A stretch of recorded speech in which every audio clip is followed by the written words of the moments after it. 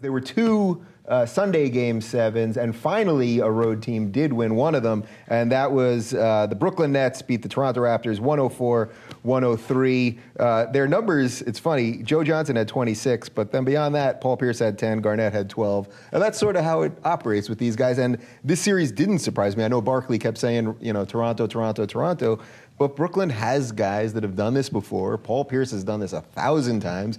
And every year, 5 years ago, when he started hitting shots in big games, I was like, how does he have any more of this left in him? And he still has more.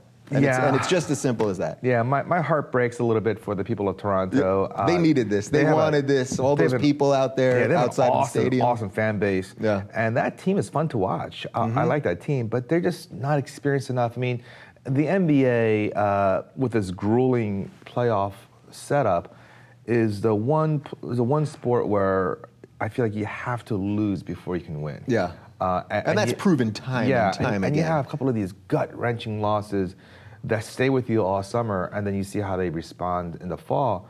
And, the Kyle Lowry played like a champion. At the end, Ross, he had made a couple of great plays.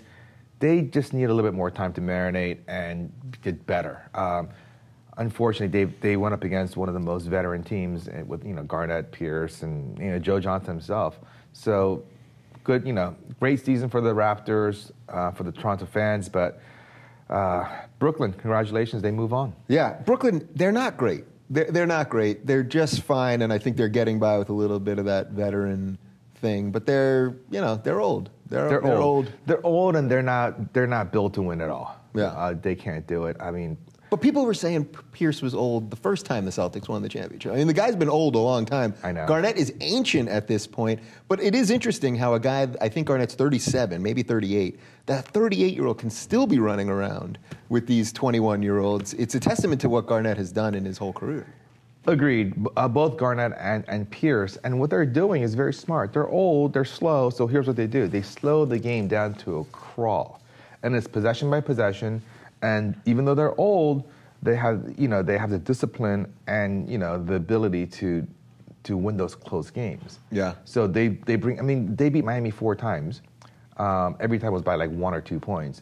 But they can beat anyone. Yeah. But they can also get blown out by 30 points. Exactly. And that's what happens to aged teams. Is this season a little bit of a vindication for Jason Kidd? Because when it started so poorly, already everybody was saying he jumped into this too soon. You got to be an assistant coach for a little while. But now they made it second round. They lose now. It's still sort of a win of a season, right? Well, they had a horrible stretch early on when I think they lost like 14 games in a row or something. Yeah. And it takes time for any team to gel. And they had a lot of new players, and he's bringing together a bunch of stars and former all-stars. So I think he did a fine job. We'll see what happens next year.